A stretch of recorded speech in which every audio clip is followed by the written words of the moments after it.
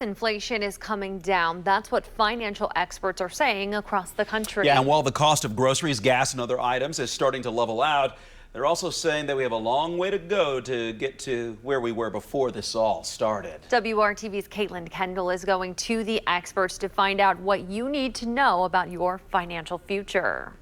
It's high. Inflation. It's just uncomfortable. Inflation. Yeah, I work 2 jobs.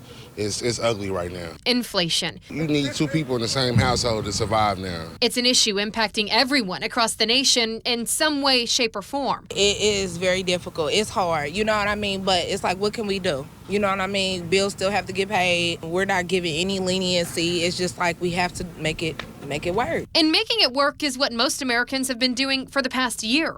This is insane. And like milk and eggs, like a few months ago during the holidays, I was like, okay, I'm not paying $12 for eggs. I don't need an omelet that bad. Work every day, but it's not paying you enough to take care of your bills.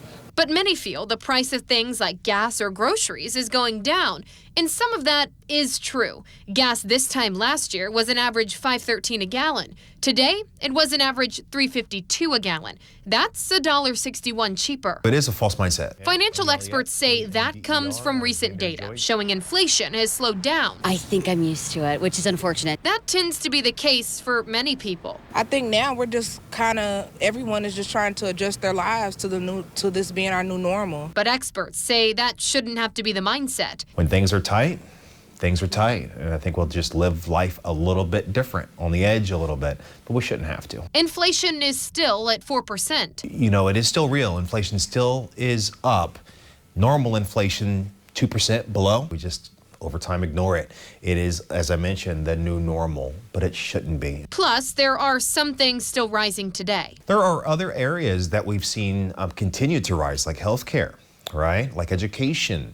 And I think that those are things that people long-term definitely need to keep a closer eye on, because those inflationary factors are real and they're current. In Indianapolis. Unfortunately, I think it's just either people just do it or they don't think about it, which is very unfortunate. Kaitlyn, Kendall, WRTV.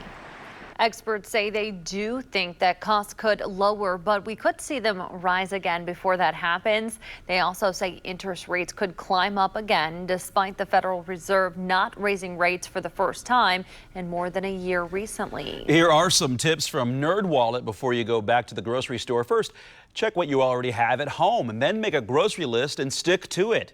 Limit your shopping trips. The theory is the less you're at the store, the fewer chances you have to make impulse purchases.